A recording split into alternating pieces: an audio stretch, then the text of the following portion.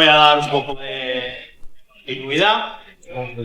Bueno, yo soy Yago, soy de la Fundación Republicana de Móstoles, y nosotros queríamos dar empezar un poquito en un contexto histórico más centrado aquí en Móstoles. En el año 1936 era un pequeño y típico pueblo castellano de apenas unos 1.700 habitantes, especialmente dedicado a la agricultura.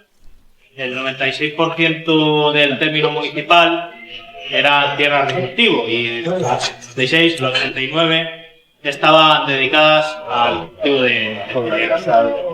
Eran unas tierras que eran propiedad de una pequeña minoría de terratenientes, mientras que la mayor parte de la población eran amas de casa y jornaleros que trabajaban para los propietarios de la tierra.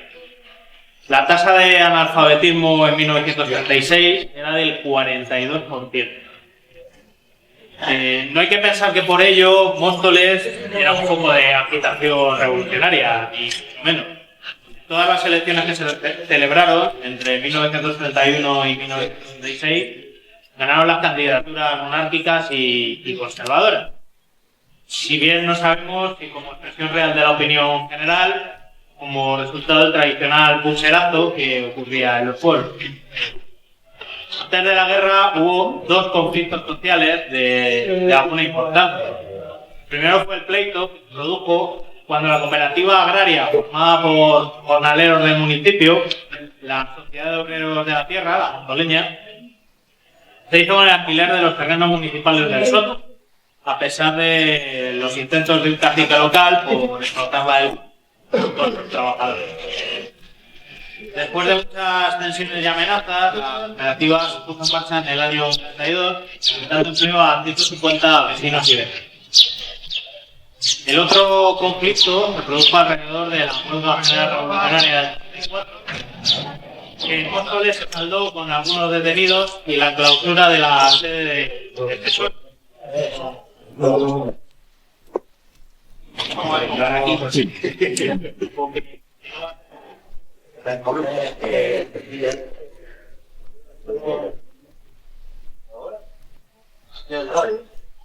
Hola.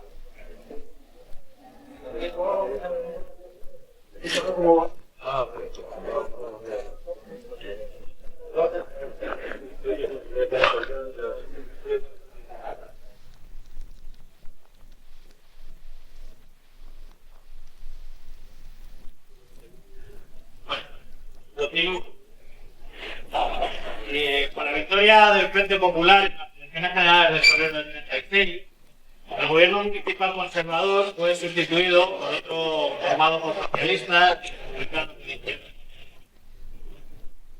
Después de ya la guerra civil, el golpe de estado fascista de julio de 1936, los jornaleros declararon una huelga general de una semana y el ayuntamiento ordenó desarmar a los guardias civiles de Móstoles y reunir las armas que pudieran tener a los vecinos para organizar una milicia a las órdenes de la ley. Durante los primeros momentos de confusión se produjeron asesinatos incontrolados por parte de los vecinos que serían utilizados posteriormente como argumento para la represión fascista. En los primeros días de julio constan las muertes de los hermanos Castillos y aparece en Móstoles el cuerpo del cura de Villaviciosa y que se sepa quién lo ha matado. También se producen robos y destrozos en la iglesia y en la ermita, que también servirán de excusa para la represión posterior.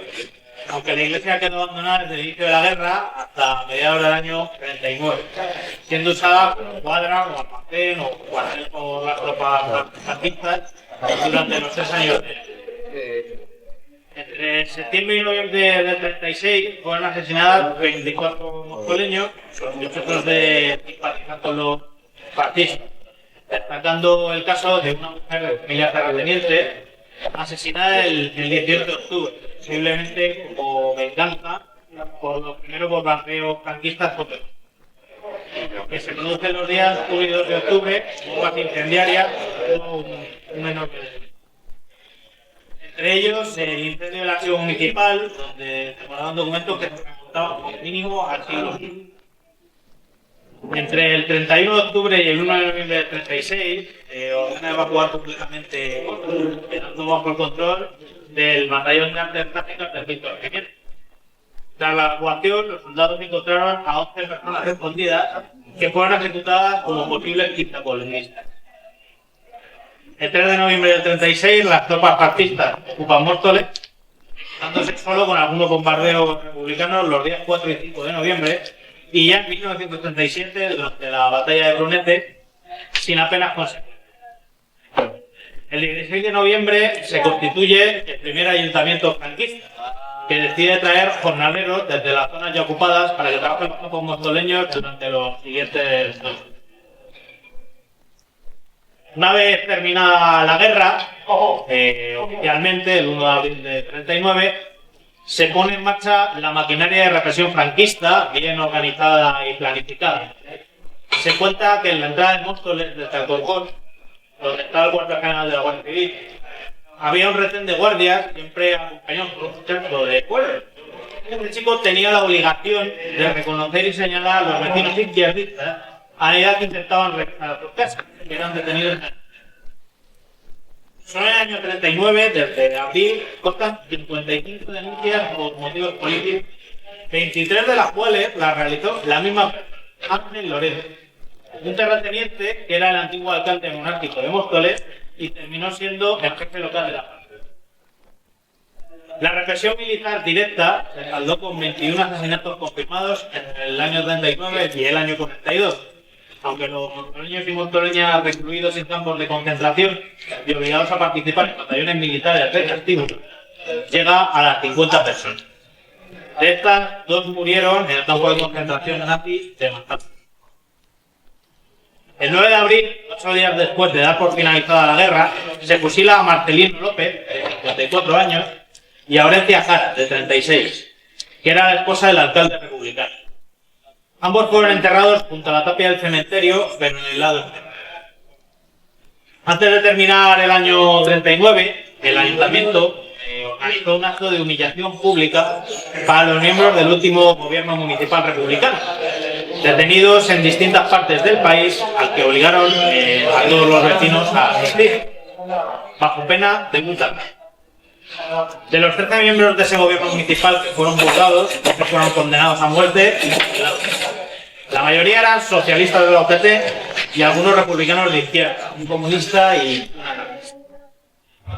Como curiosidad, entre el año 1947 y 1948 consta el procesamiento de 5 vecinos de Móstoles que estaban organizando un grupo guerrillero comunista encabezado por Ignacio Jara, hermano de uno de los fusilados mostoleños en el año 39. Bueno, como ya se ha repetido en intervenciones anteriores, todas estas víctimas fueron oficialmente borradas de la historia. Ni siquiera con la muerte de Franco y la cuestionable transición democrática recibieron el reconocimiento que merecen. No podemos olvidar que esto es parte de la mal llamada reconciliación nacional que se quiso imponer desde los partidos de izquierda del régimen del 78. Una reconciliación que incluía el olvido para las víctimas, aplicado, para más ironía, por los mismos partidos en los que habían militado esas víctimas.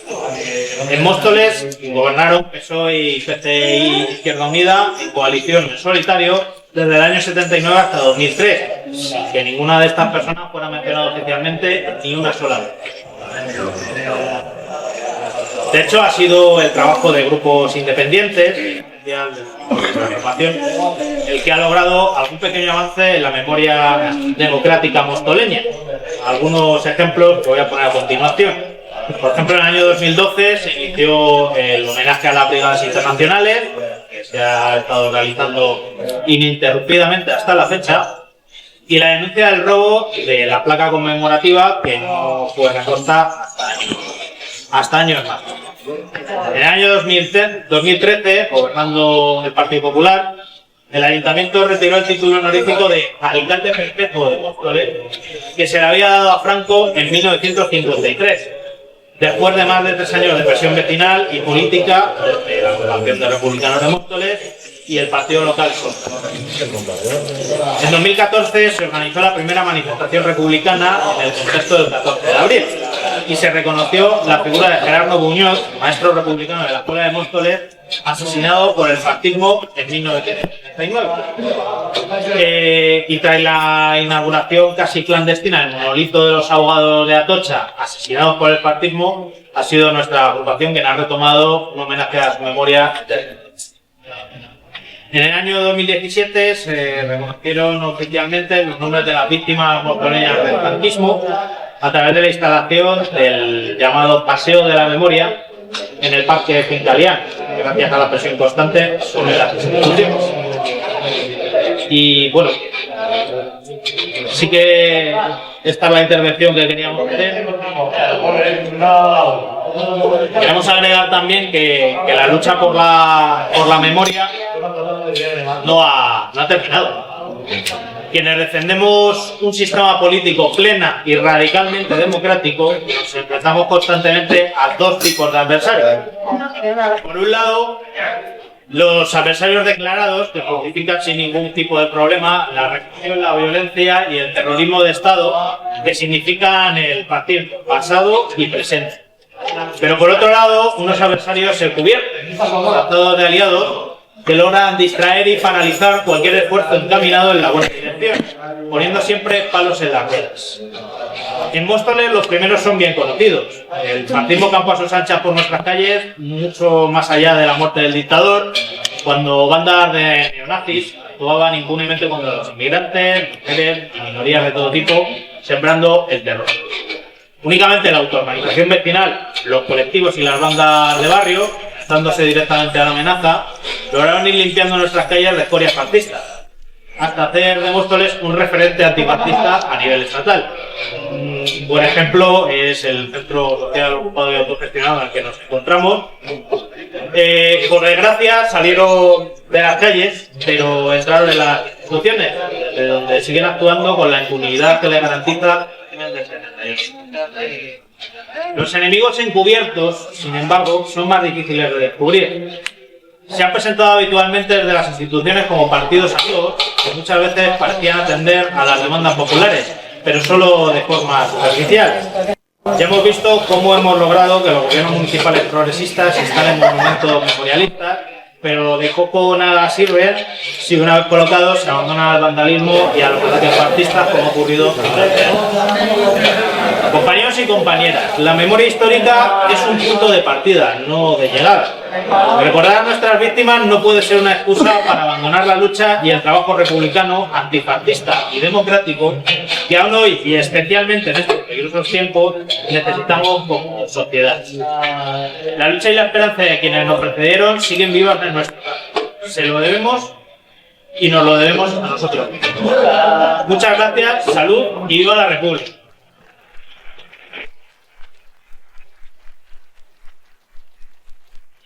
Y que quería aprovechar el micrófono que tengo aquí hoy para recordar que mañana hay una manifestación republicana en Madrid a la que os invito a todos y a todas a que podáis participar. Muchas gracias.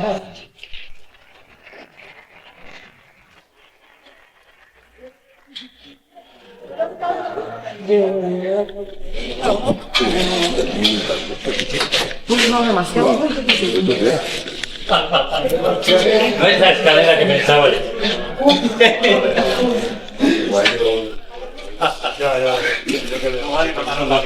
Ya.